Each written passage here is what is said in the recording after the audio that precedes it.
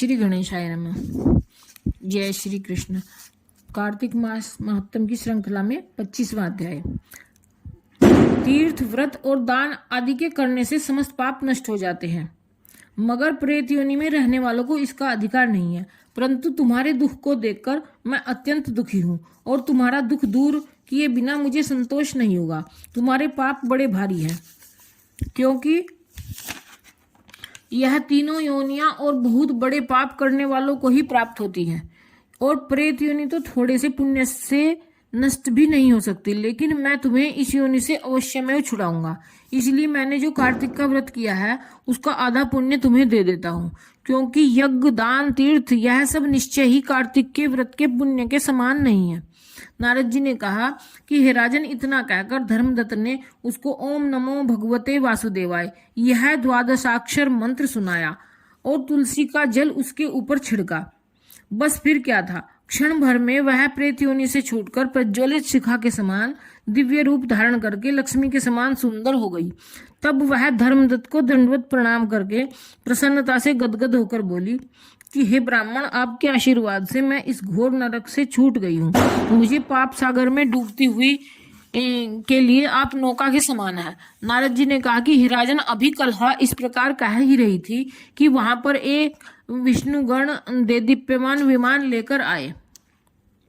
विमान के द्वार पर अप्सराएं और गण बैठे हुए थे। धर्मदत्त ने उन सबको देखकर दंडवत प्रणाम किया।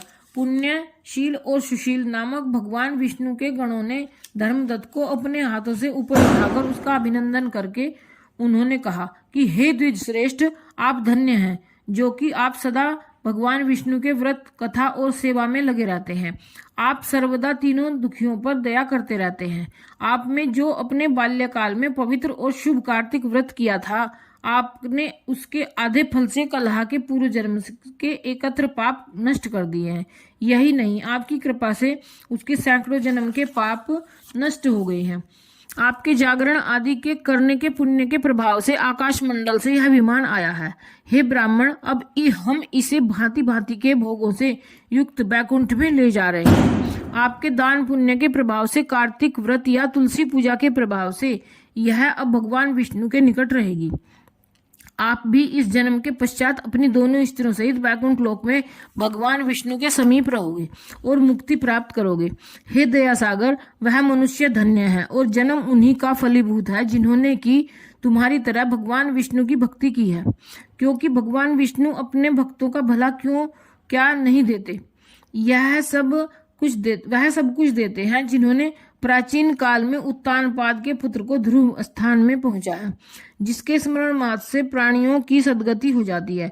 प्राचीन काल में भगवान विष्णु केवल अपने नाम के स्मरण से ही ग्रह द्वारा पकड़े हुए हाथी को हस्ती योनि से मुक्त करके जय नाम देकर अपना पार्षद बना लिया।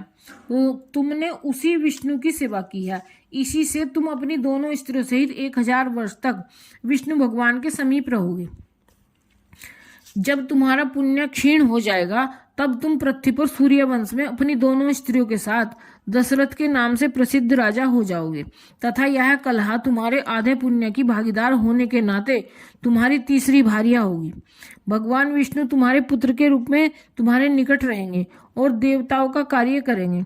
भगवान विष्णु को प्रसन्न करने वाले तुम्हारे कार्तिक व्रत से अधिक महत्वपूर्ण यहाँ दान, तीर्थ आदि और कोई भी नहीं है। हे दया सागर, तुम धन्य हो, क्योंकि तुमने जगत गुरु भगवान विष्णु को प्रसन्न करने के लिए कार्तिक का व्रत किया है, जिसके आधे पुण्य के फल की भागीदार इस कलहा को इस समय हम अपने साथ विष्णु लोक को ले जा रहे हैं। बोलो श्री कृष्ण भगवान की जय, विष्णु भगवान की जय। ओम नमो भगवते वासुदेवाय। जय श्री कृष्ण। 25वां अध्याय समाप्त।